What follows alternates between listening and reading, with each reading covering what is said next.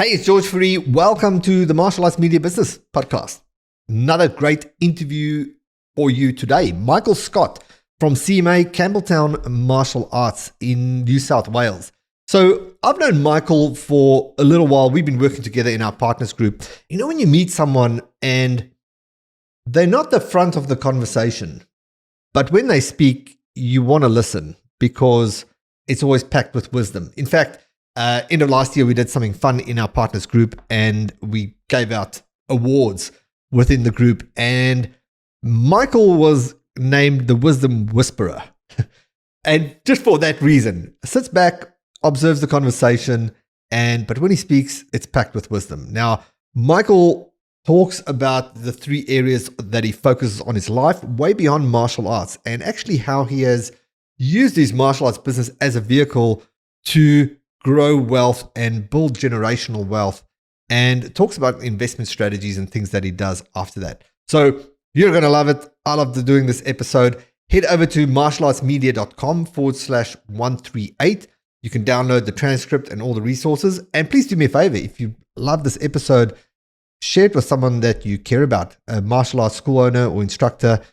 I'm sure they will get a ton of value from this. All right, let's jump in. Michael Scott, welcome to the Martial Arts Media Business Podcast. Thanks, George. Can't say I'm happy to be here, but I'm here. Hang on, I've got a guest on my podcast who's not happy to be here. Why is that? Well, it's nothing to reflect on you, George. It's just I prefer to stay out of the limelight if I can. I like to sit in the background and gather all my information, make my decisions from there. Right. Perfect. And that is the entire reason that I've actually invited you on the show. So a bit of context, and then we'll jump into things. So, Michael, we've been working together for quite some time in our partners group. And end of last year, we did something fun and we were giving out awards for just different aspects of value, what a lot of members in our community bring to the table. And for Michael Scott, we deemed Michael the Wisdom Whisperer. And we thought the Wisdom Whisperer was appropriate for Michael, pretty quiet, sitting in the background, observing.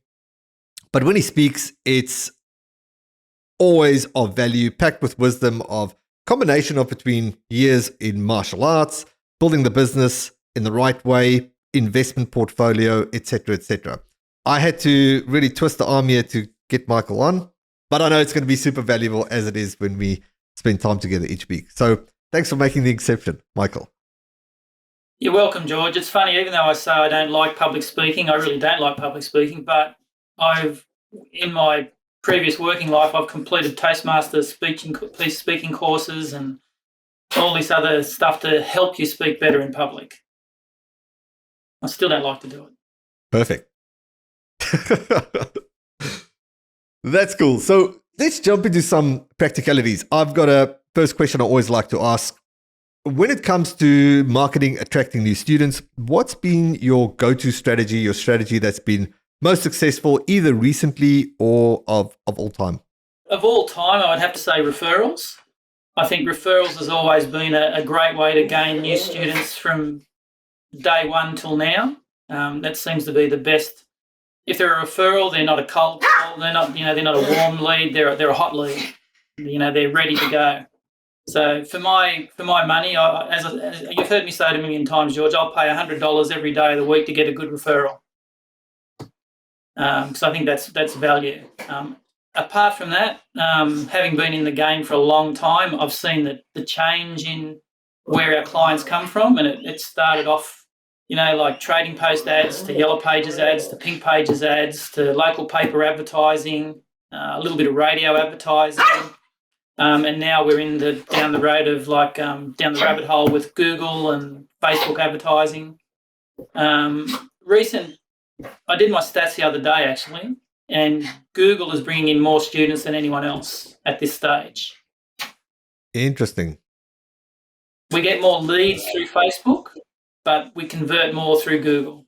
I love that. It's very interesting how the dynamics have been shifting over the past couple of years. And if I had to add to that, if I think when I started working with martial arts school owners, I was probably not even active on Facebook, but I learned direct response marketing through Google Ads, and it was always the go-to place for me because I knew it was always the more, at that time it was the more complex machine to get going. But once you get it going, the maintenance is just a lot less because it's search driven and not newsfeed driven. And the whole difference for those of you that listening that don't know, if you look at Google leads, you get intent. People are more intent based, and so they're actually going physically to the search engine to search for something.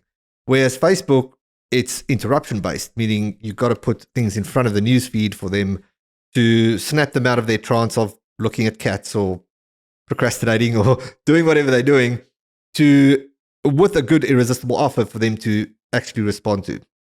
And there's definitely pros and cons to both. There's definitely pros and cons on how they can work together. But it's the interesting dynamic for me is how it shifted from Google was always the player, and then Facebook came in, and Facebook is just the go-to lead source, and it still is for a lot of people. But the mature system is Google with the mature ad platform. And I know a lot of people are getting a lot of issues with Facebook and just pages being restricted or things being flagged because the AI isn't as dialed in, where Google has really mastered this over time. And we seem to see the shift as people don't pay as much attention maybe to Facebook and social platforms, and how Google is becoming, again, this powerhouse. So it's interesting. So you did the stats and a comparison of actually who's members and who's not members? Always, yeah. Each month I go through and I look at where all our leads come from. So my CRM spits out a report of where all the leads have come from. And then I just refine that report and I just click in a button and say, okay, now I want to know what leads turned into active students. And it just goes bang. Nice. So it makes life very easy for me in that respect. And the other area, I guess, which I didn't mention is the website leads, which is something we're just starting to see a return on now. So as you know, you helped us tweak our website a little bit. So we've just done a completely new website. So that's starting to gain momentum now as well. So I'll be interested to see where that goes as far as our leads and conversions over the next 12 months. Because we were one of the first martial arts, I guess, to have a website when websites first became a thing in Australia. But we didn't really do much with it. We just went to someone, had them create a little website for us, and we just sort of plodded along until now. And it's only now we decided, okay, well, we've played with Google, we've played with Facebook, we've played with everything else. Let's play with the website leads and see where that goes. So, yeah, with your input, we've done a few tweaks to it, and they've completed those tweaks for us. So looking forward to the next 12 months. Love it. So take us back, because I mentioned you've been in the industry for quite a while. Just give us a bit of an overview, your background, your story, how you got into martial arts, and how everything's evolved to now. I guess going right back, I started in boxing when I was 10 years old. That was mainly driven through my father, who was ex-military. So he taught me the basic skills in boxing, and then I went to PCYC like everybody else did back then and just boxed regularly there. I did that all through school until I was about 18, I think it was, and I got bored with it, to be honest. I was looking for something else, and at that stage, Bruce Lee, all that sort of stuff was out. I always had an interest in the martial art movies, whatever was around. I go back to like early days, Phantom Agents and stuff like that, which was on Saturday morning. You may not even remember them. They're little phantom ninja guys who jumped up and down in trees and spat little stars at people. Right, yeah, I do actually. But yeah, that's probably my first inkling into martial arts. Then when I turned about 18, I'd left school, started working, had money of my own. A mate of mine rang me up and said, I found this thing to do. I said, what do you mean you found this thing to do? He said, I found a martial art for us to do. I said, what's it called? He said, it's Hapkido or something. So what do you mean it's Hapkido? He said, I don't know, it's just that's what it's called. And he said, I'll read a bit about it. And it just said, I can't remember the spell, but it's basically, learn jumping, flying, spinning kicks, bone crunching techniques, blah, blah, blah, blah, blah. And I thought, that sounds like us. So I went in, looked at the school, sat there like I always do, watched 2 lessons, joined in the 3rd lesson, and I've been doing it ever since.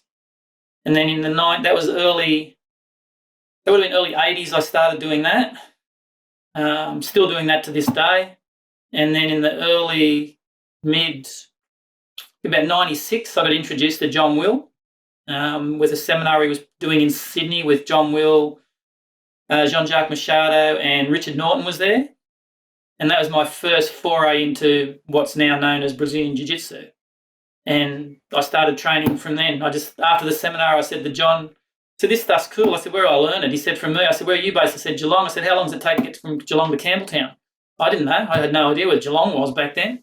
He said, I'm in Melbourne. I said, well, that's a bit hard. He said, I'll come and see you. So that's where the relationship started. In the early days, he came up and saw us 4 times a year. So I got access to him 4 times a year, as well as he did whatever other Sydney seminars he did. I went along and did those as well. And I've been with John ever since, still plugging away at BJJ as well. And I like anything in martial arts, any weapon, any style. If I can learn something, I'll learn it. I don't have any preconceived ideas of one style or one person's better than the other. And then I started, I think it was about 90, must have been, about 92, I left my instructor. Just not really left him, I left the organisation because they were all teaching in small scout halls and school halls and that type of thing. And we'd already moved to a full-time premise. Well, it wasn't really, it was part-time. Well, it was part-time, but a full-time venue. So there's certain things we wanted to do. We wanted to do our own marketing. We wanted to do our own, T-shirts and cups. And we were just all excited about putting everything out there. And back then they had like a little committee that you had to go through. And I just said, well, this is a waste of time. I said, you guys are operating with 20 students. I've already got 90 students in, 3 months. So I said, I'm heading out. If you're going to try to restrict me there, I'm going to do my own thing. So I walked out, did my own thing. And that was 92. That's where it all started. I had a partner back then, Steve. You might know him, Steve Percival. He was a partner with me, but he only stayed a partner for about 12 months. And then he went off and did his own thing.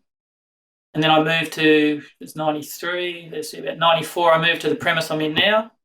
And in 2000, I bought it. They wouldn't let me buy it until 2000. So I bought it just prior to GST came in.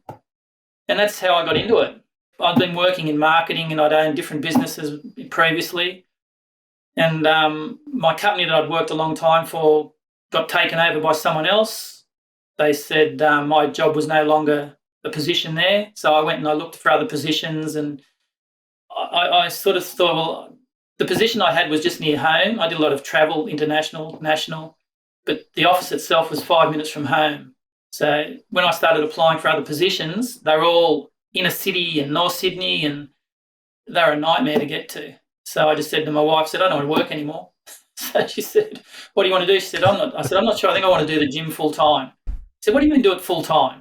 I said, I'm going to go sit with the accountant. So I went and sat with my accountant, went through all the numbers. She said, you've turned other small companies into $1 million companies for other people. Do it for yourself. So I left and I started doing the gym in 92. I started the gym. So it's probably about 12 years later I went full time and haven't looked back since. That's pretty much how I got into it. Love that, Michael. So something you touched on that you did quite early is you bought your premises. So you mentioned, so it was 5 years, right? Is that about a 5-year window, 6-year window? And then you bought it? We moved into the building and I leased it from 93, I think it was, or 94. 94 we moved in, I leased. But I wanted to buy. Like I offered the owners straight away, I said, I want to buy. And they kept saying, no. Until 2000, just prior, must have been February 2000, because I think GST came in July 2000. So about February 2000, they finally said, yes, we'll sell it to you. And I said, great, I'll buy it. I didn't know how I was going to buy it because my wife was 8.5 months pregnant with our first child, just about to give up work, going back to a single income. But we did it. We just bit the bullet and said, yep, let's do it.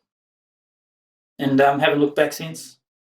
I know you're a big property guy and numbers guy. What was your thinking at that time? Was the numbers in the property, was that always a thing that it started early, or how did you evolve to putting all the emphasis and focus on buying the property? And then we'll talk about what followed from there. As soon as I moved out of home, I never rented. I bought my property straight away.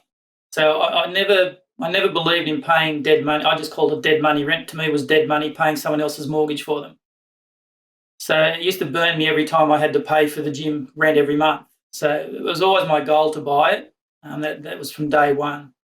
Having an interest in property from an early age, I knew that, like, at least in Sydney market, property doubled in every 10 years. Property values double on average. Some a little bit earlier, some a little bit later, some a little bit more, some a little bit less. So I knew if I didn't buy it, if I let it go for another 5 years, 10 years, it could be out of my reach at that point in time.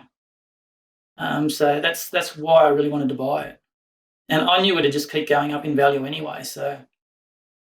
And my wife and I, because she was going off on maternity leave and we knew we'd be on a fixed income for quite a while, we just took out a fixed interest loan.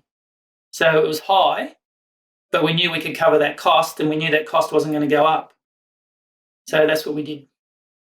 Walk me through your thinking a little, because if I look at a lot of school owners today, the goal is growth. Like, we're going to open this school and we're going to open the next school and the next school and expand the organization. How long have you been in the business? 30 years. 30 years, right. And 30 years, and you've gone the other direction. You've kept one location, you've built it highly profitable, but then you've taken the profits and you've built up this property portfolio and investment portfolio on the back end of your martial arts business. Was the motivation ever to expand the one martial arts school and go in that direction, or where do you feel you sit on that spectrum? I'd still like to have a second location, third location, fourth location, but finding the right people to do it is very, very difficult. And a good friend of mine, I know an associate of yours, Fourie, he's got quite a successful martial arts school. I consider him one of my mentors from early on the business side of martial arts. And he has multiple schools, but he doesn't own any of them. He just owns the one he's in. And I asked him the question many, many years ago. I said, why haven't you got yourself a second or third location? You can afford it. And he said, you just triple your headaches and you don't triple your profit. So he all his schools all the individual schools are owned by the people who run them. I've been waiting for one black belt to come to me and say, hey, I'm moving out of the area, I want to open a school, but it hasn't happened yet. Still waiting for it. Got it. Now, in the reverse of that, you've got your son, Ethan, who is a big part of your business, right? Stepping up to basically run the school? Yeah, I guess in any business you need an exit strategy. So my goal was always to combine my business to both an exit strategy for me and a generational vehicle of wealth for the future generations of my kids. And I just hope to God that one of them was interested in it. Luckily, they're both interested in it. Ethan works full-time in it as now. Funny enough, though, I asked him, would he want to open a second school? And he's no.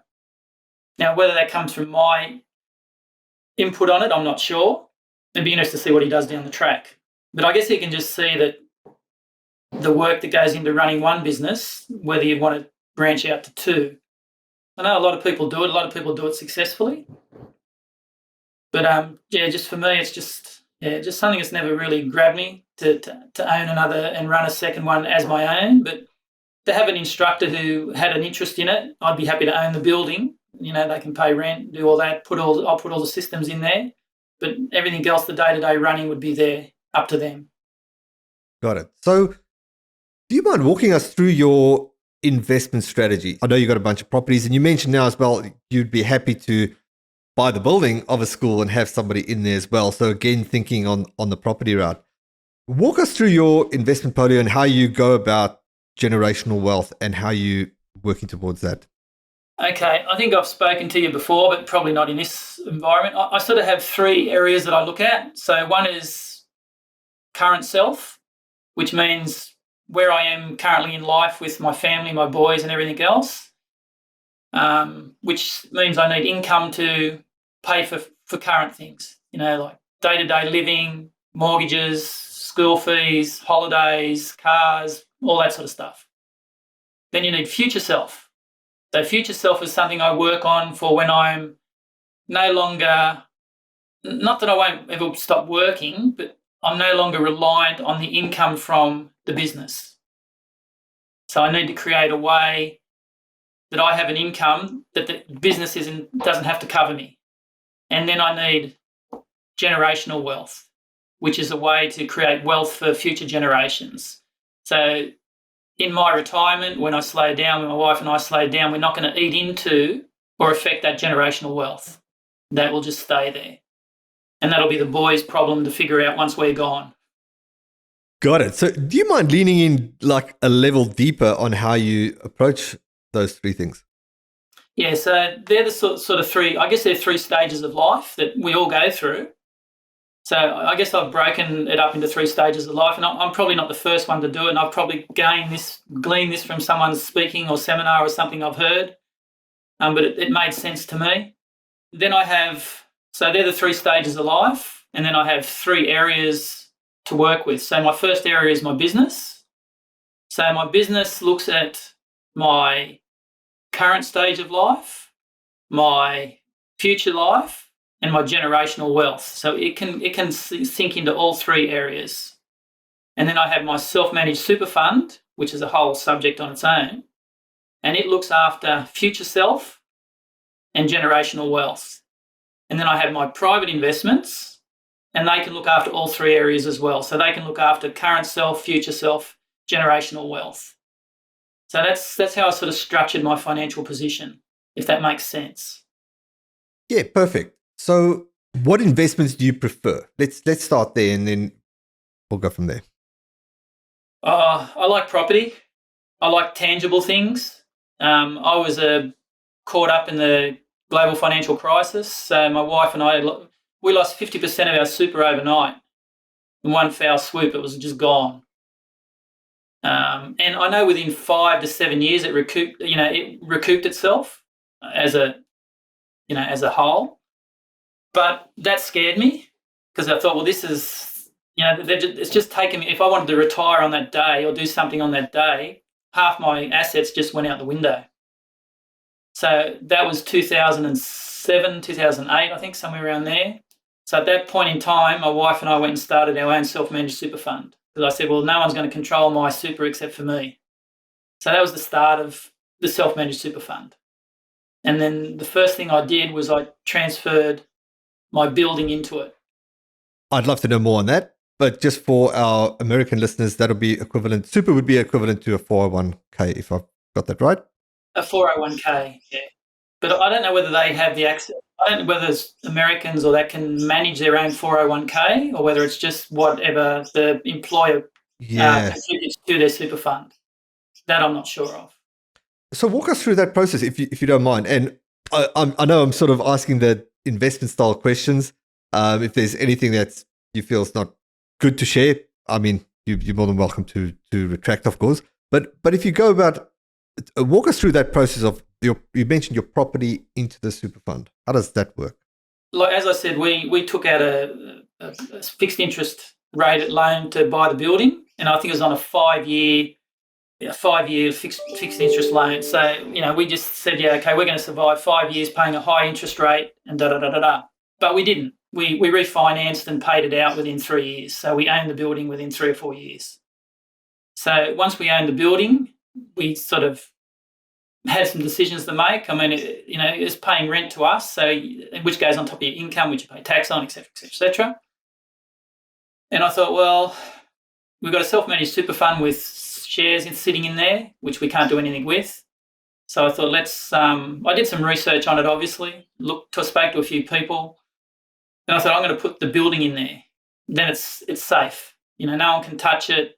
Debtors can't touch it. No one can touch it. It's in there forever and a day. The downside of putting it into a super fund is that you can't use the equity in it. So it's just locked away in your fund.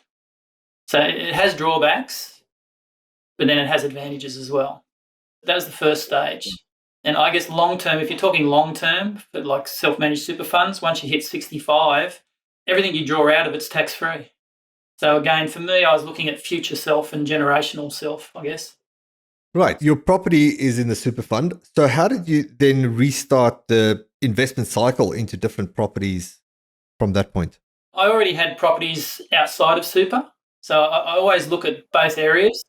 So I have properties in and out of super. So I always look at both areas. Obviously, properties you put into super are pretty much there for life. Properties you have outside of super, you can play with them, you can use the equity in them to get more, you can sell them, you can do what you like with them. So that's why I sort of look at both areas. All right. If you were, so you've got a lot of experience in doing investments and working with property. What advice would you have for a school owner that's starting out, starting to see success with their school, and now they're looking at, right, well, what's the next step for me? How am I going to start investing? Where would you start? I guess it's hard because you don't know anyone's personal situation. And I guess the biggest thing too, which I didn't mention, which I should always mention, is everything I do is golden stamp by my wife, and you've got to have such a good partner, because they've got to be 100% on board with what you're doing. And if you haven't got that, it makes it very, very difficult. So my wife's very good. We've just finished doing taxes for the business and for personal and for self-managed. So I just hand her piles of paper to sign, and she just signs it all, just because we have that, I guess, undivided trust between each other. But yeah, I know a lot of couples where one partner wants to invest, they're keen, but the wife's very reserved in her investment strategies, and unless you're both on the same page, it just will not work. So that's my first thing. If you're going to look at any sort of investment, talk to your partner, sit down with them, go through it all, make sure they understand it. They might not want to be involved in it, but as long as they understand it and they support you, I think that's a good starting point. And then if they're looking at property, I have a guy who does all my property for me. I've recommended so many people to him that they now have properties with him as well. But I only recommend people to him that I know the right people for him. Is that based on the type of property that he does, or the more towards the type of person that you send to him within their caliber to make the investments required? Definitely the type of person. The type of property he will match to them. I just make sure I send him the right type of person. Because he's a businessman. I don't want to waste his time with, people who just want to go in and kick the tires and get some information, then go somewhere else and get some information. Although before as I like to sit in the background, one of my students invested with this gentleman first, and he accumulated 4 properties with him. And I watched him grow from 1 property to 4 over a period of 2 or 3 years. I didn't invest with him or didn't talk to him until then. And being a long-time student, he gave me all the data. He just gave me all his financials and said, here's all the financials, my own personal, my wife's financials, everything, with the properties involved in it. He said, go through it, have a look at it. If you're comfortable with it, I'll make an introduction for you. So that's pretty rare for someone to give you all that sort of information anyway. Most people aren't too happy to share any sort of financial data. But they gave me everything. I can tell you what his wife earned, what he earned, like everything. Because he was so confident in what he was doing that he wanted to show me how confident he was. Hence why referrals is a good strategy. 100%. Having that level of trust from someone, I think it's just unbeatable on all levels. Yeah, you can't go past it. Where to next with all this? You've got the business, you got the property portfolios building. Where do you feel your business is headed in the next couple of years on all spectrums, on just business growth and on the investment side? Like a lot of businesses, especially martial art business, I feel COVID really hit us hard. We've come out of it doing much better than a lot. But conservatively, I think it cost us 100 students, and it probably cost us some growth that we're starting to get back now. But it's taken, we've been open. We've just celebrated being open 12 months since it all crashed. So, it's like reopening a new business. We've just been going for 12 months now. Although we did have a good database to start off with, which is better than a lot of people had. But I do feel it cost us 100 students. And I think we'll start to recoup those over the next 12 months. So really, I just want to get the business back into a good position. So for me, sort of sitting around the 450, I always wanted to get to 500. I never made it to 500 students. So getting to the 400, 450 students is a good solid base to do what I want to do. We want to do some renovations. We want to redo our bathrooms. Extend our mezzanine upstairs. We've got all that to do. But been a bit reluctant to do it just at the moment. I just want to give the next 12 months and just see what's happening. Yeah, I think that's probably where we want to, just really what we want to see the business. I mean, it's just a numbers game with the business. Our retention is really good. We do have pretty good retention, but obviously you still need the numbers coming in. And like anything, the bigger you get, the more the numbers seem to leak out the bottom, and it's a little bit bigger each time. We're going to make sure we keep recouping those. What do you lean towards your retention, and why is it so good? I think 30 years in the business. We've refined a lot of systems. We're very systemised. Students know exactly what they're getting. There's no grey areas for them. We have a high standard across the board. Everybody knows that if you can't do what you need to do, you don't progress to the next belt level. There's no if, buts or maybes. Our black belt gradings are renowned for being tough, and anyone who gets through it deserves it. And just keeping that high standard, I think, and a good culture. We have a really good family culture. Everybody knows that, you can bring your 3-year-old in to train, your 10-year-old, your 15-year-old, or you can train yourself as a parent. And I guess being in business so long, we've got a lot of second-generation students in there. I taught their mums and dads, and now the kids are training. From speaking with you, Michael, I know that you're very straight down the line in your systems, and there's no grey areas. What is your stance on a few of those things? Like, let's say things that come up with students, there's excuses or people don't want to commit. I think we've spoken about this within the contracts as well, how you go about that. Do you mind sharing a bit on that, just your stance on where this comes from, this no grey area and not tolerating excuses and everything else? Oh, I think it just comes from growing up. And, my boxing background, there was no grey areas. You you just did what you were told. There's no but what, but if, but what. There's none of that. And then martial arts, my instructor was really tough. He was tough. What he did to us, you couldn't do now. You just couldn't do it. You just wouldn't be allowed. But it wasn't nothing bad. It's just a different era. Everyone training on the floor was like 18 to 25 with the odd female and the odd younger kid. That was it. So it was a tough environment. And you knew, what you had to do to get to your next belt level, and there was no shortcuts. You knew if you messed up in your grading in certain areas, you weren't getting your belt. We've put systems into place so the student can't mess up on their grading, because there's tips involved, and there's, notes go home to parents and go home to teachers. So we sort of take away all the problems that could face us in a grading before the grading happens. So anyone who's not going to get through the grading doesn't step up in front of us. Got it. And your stance on contracts throughout the business, how does this combine with this? I'll go through that in a sec. Yeah, I think it's along the same lines, George. I think, if you're going to be serious about anything, you need to commit to it. So, if you're not prepared to commit we do a minimum contract of 6 months. If you're not prepared to commit to something for 6 months, you're really not going to give it a good go. And even 6 months, the way I talk to parents and people about it is like, on average, you need to repeat a routine about 21 times to make it a habit. So, if you're doing a 6-month contract, you're training twice a week, you're doing about 26 lessons, 46 lessons, whatever it works out to be, you're maybe getting to a habit just. And that's the problem. If you're just doing short-term contracts or no contracts at all, it's very hard to get into the habit or even create a routine. So I've been pretty strong on that stance. We still are. We've just introduced the month-to-month price, but we bumped it right up. And it's really for the people who, it's not advertised. It's just for those people who we just know aren't going to get across the line on any contract. They, have contract phobia, whatever the case may be.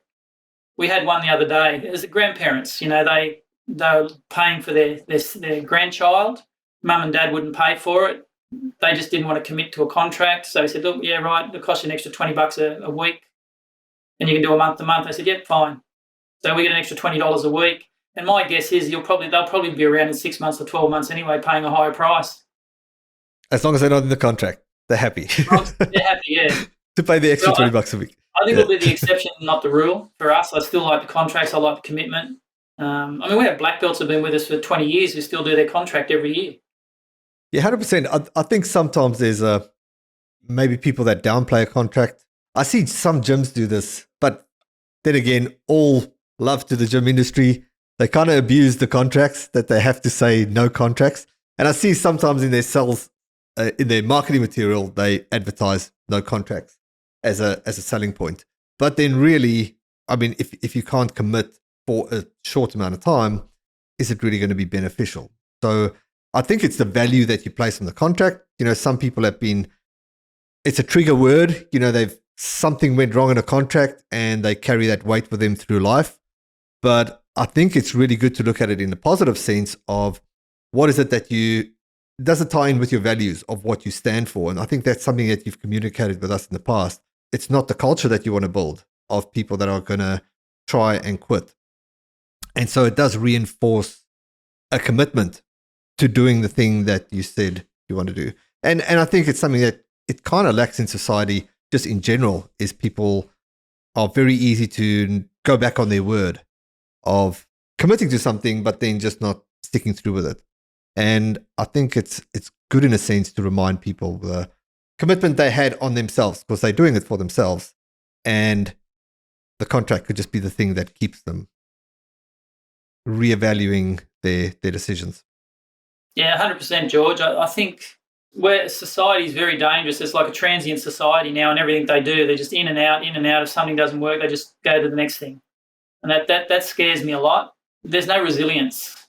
That's the one thing that most kids and people who start with us, they just lack resilience in all areas of their life. And I think that's the one thing martial arts can really reinforce is resilience.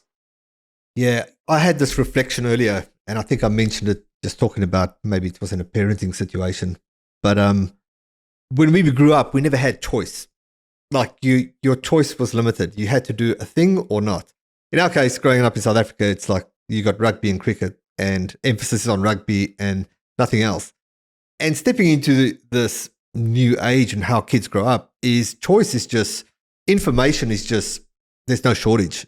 It's how do you filter out the information?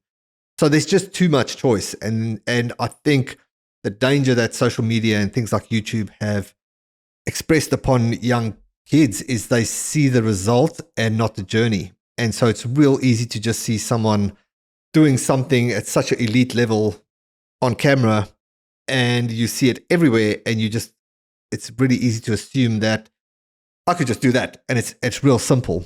But then the resilience to actually get there is missing. The journey is missing.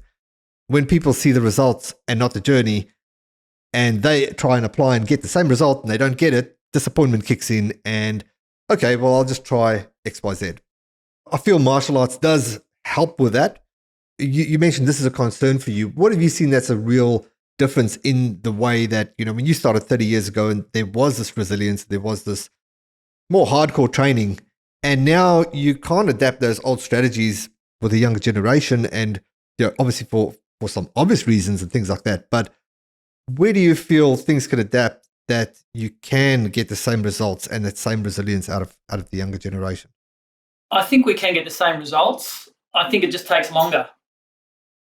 Like, I guess what I would say is, say, one of my red belts nowadays would have been one of my green belts 20 years ago. The skill level would have been roughly the same. But we've had to mould our syllabus to suit the times, I guess. When I first started training, we'd do like, you know, walking stance, upper block, lower block, and we'd do that up and down the gym for half an hour. And we just do it because that's what we were told to do. But you couldn't do that now. You'd have half your student base walk out within a month. So, you know, you continually need to be creating something to keep them engaged. I think it's the great thing about martial arts. It has the ability to do that because you can do the same thing 10 different ways and the student thinks they're doing something different. So disguise repetition. But it takes work and it takes skill. And I think the other thing that we've noticed with the kids, which is sad to see, is that a lot of the basic skills that kids used to have are gone now. Like we have kids who come in who don't know how to jump, don't know how to climb, even running, and that is an effort for them. And these kids aren't overweight or anything like that. They just haven't got the skills. You know, when we were young, we were climbing fences, climbing trees. We had monkey bars in our schoolyard. We climbed up and fell off them. None of that exists anymore.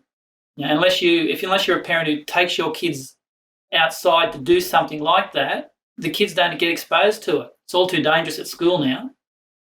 So yeah, we teach kids how to climb up onto blocks and pads, and then how to jump off them and then bend their knees so they don't land with straight legs. So a lot of the basic fundamental skills are gone. You have to reteach the kids before you can even start teaching them how to kick and punch. You need to teach them how to really walk and talk again. With respect to BJJ, the first thing that a new student wants to do as BJJ is go get on the internet. And that's the first thing I tell them not to do. So stay off online until you've got at least 6 months under your belt, and then just dip your toe in the water. Because as you said earlier, they're seeing the end result of maybe 10 years experience doing a technique, and they think, oh, that looks easy, I'll go and do that. And then they come in the gym, they try it on someone, and it just doesn't work. And they don't understand why it doesn't work, because it works on the video. And the analogy I always give them is, I say, look, if I stood you in front of the mirror and I taught you how to do a jab, I'm pretty sure in an hour I could teach you how to do a reasonable jab. And in an hour, how many jabs could you do? You know, like unfit, first time, an hour, 500, say 500 do it pretty easy. So now let's go to the BJJ mats. I'm going to teach you how to do an arm bar. How long to do 500 arm bars? They can't calculate it. And that's the big difference between the stand-up and the ground. The ground you can teach, you can do repetitions pretty quickly. The ground you cannot. And the BJJ's got more videos out there than anything else. So.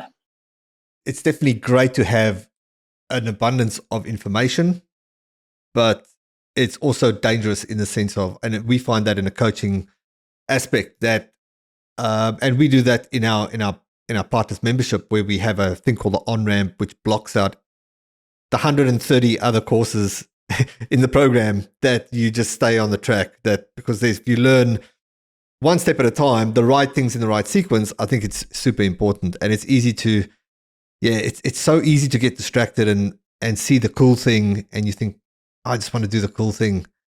But the cool thing is just, I need to learn the fundamentals before the cool thing. Yeah, 100%. I see that as a big obstacle in martial arts today in all areas. Is the online presence of access to something so easy without doing all the fundamentals it takes to get to that point. If ever I'm watching a video on martial arts, I turn the sound off. I don't listen to them at all. I just look at their footwork, their hands, their hip movement, and that'll tell me all I need to know. Why do you prefer to keep the sound off? They're great technicians, but they may not be great at teaching, especially when teaching on video is a whole nother level than teaching in front of the class.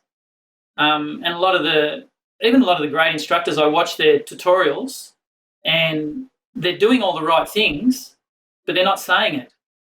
So it's very hard to, you've probably heard of like the terms invisible jiu-jitsu or royal jiu-jitsu. It's all the things that a person does automatically without realising they're doing it. Well, they know they're doing it, but they just do it automatically. It's inbuilt in their DNA now. And they, to do a single move, they might be doing 20 different things they're not talking about. But unless you do those 20 different things, you're not going to get their result. Unconscious competence, yeah. Yeah, 100%. So I'm always I'm a visual learner anyway. Hey, love it. Michael, been great chatting to you. We've gone through a roundabout different aspects, and I really wanted to connect with you because I know you've got a million things that you can share, and I just wanted to really extract a few gold things. But any last words, anything to add before we wrap things up? If you are open to people reaching out to you, you're more than welcome to share details how. If you prefer not, please don't, because people might do reach out to you. Any last words? Look, I think for any martial arts school owner is that, obviously your school is very important, but also look at, like I'm a big believer in what I just said. Look at the 3 areas of your life. Where you are currently, where you want to be when you retire, and what you want to leave behind. And I think if you focus on those 3 areas, everything else will sort of make sense to you. 100%. Awesome. Michael, thanks so much for doing this. Thanks for being on. I'll see you on the call during the week. Thanks, George. Can't say it was a pleasure, but it was fun. Awesome. It was great. Thanks. All right, George. Take care. Thanks so much for tuning in. Did you enjoy the show? Did you get some value from it? If so, please do us a favor and share it with someone you care about. Share it with another martial arts school owner or an instructor friend that might benefit from this episode. And I'd love to hear from you. If you got some good value out of it and you just want to reach out, send me a message on Instagram. My handle is George Fourie, George, last name Fourie, and just send me a message. And I'd love to hear from you if you got some value from this. And last but not least, if you need some help growing your martial arts school, need help with attracting the right students or increasing your signups or retaining more members, then get in touch with us. Go to our website, martialartsmedia.com/scale. And we've got a short little questionnaire that asks a few questions about your business to give us an idea of what it is that you have going on. And then typically from that, we jump on a quick 10, 15-minute call just to work out if or how we can be of help. Not a sales call. It's really a fit and discovery call for us to get an idea if we can be of help. And that's that. Would love to hear from you, and I'll see you on the next episode. Cheers.